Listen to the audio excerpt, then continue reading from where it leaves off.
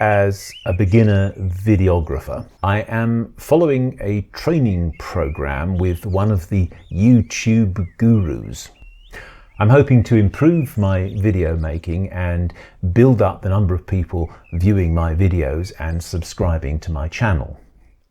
Among other things, the guru gave me a page of cartoon avatars to choose from to put a face to my imagined viewer. I started out choosing an older man, a balding fellow with a grey goatee, and I called him Stanley. Then I had second thoughts and I repeated the exercise, and this time I chose a mild-looking grey-haired woman who I called Jane. I had to identify various characteristics for each of these individuals, things they were looking forward to seeing in my videos. The idea is that I would then set out to make my videos for this imagined audience. But the more I thought about this exercise, the more uncomfortable I felt about it. So one morning I sat down and made a list of all the sorts of writing that I do, and I tried to couple each to the audience that I have in mind when I write. So currently I write letters, emails, comments on social media threads, comments on blog posts, things like that. I write diary entries. I keep a personal diary. I write my morning pages and my other writing notes and lists and things like that. I write memoir, fiction and poetry.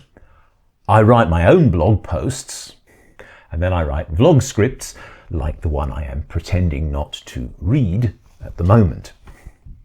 I think that's about all, although just as I say that, I remember that I am also currently writing linking texts for my collection of older writings and poetry and pictures and things that I'm going to publish in a magazine.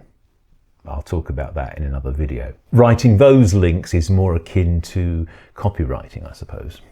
When I write, so who am I writing for? The letters, emails and comments that I write, they are written for the individual who I anticipate is going to read them, and they are more or less personal depending on how well I know that person. My diary entries I write for my imagined self, either someone who is becoming forgetful in their old age and needs a gentle reminder, or someone who is looking for something entertaining. Was it Mae West who said she always took a diary with her on a journey because you always need something sensational to read when you're travelling? My morning pages, my writing notes, my lists and so on, they're written for myself again, but they are for the me I am now. I make use of them almost immediately. And then there's my memoir, my fiction and poetry. It's all written in the first instance for me. In the case of the memoir and the fiction, I know the people and places and stories I'm writing about, whether they're from my past or my present or from my imagination. Writing about them is a way to crystallize them for myself.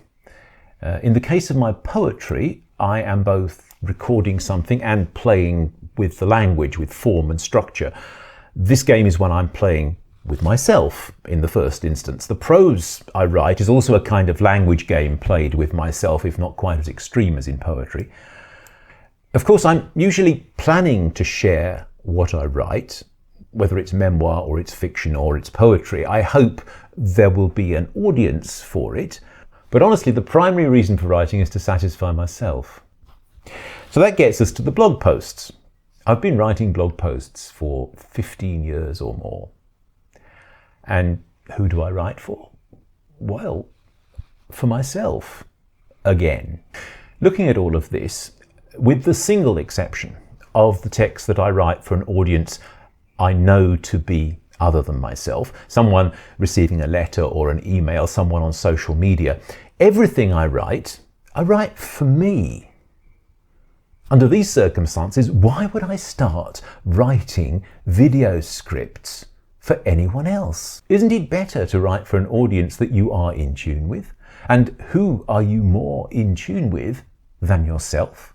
Isn't it better to write in the first instance to please yourself? The same must be true for video scripts. Surely it must.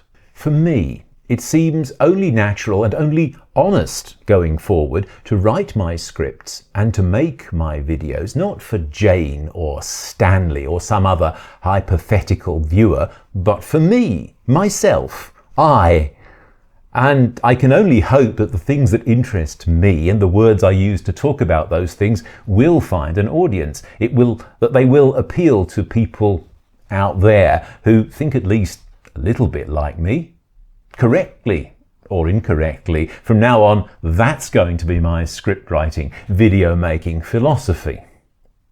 What do you think?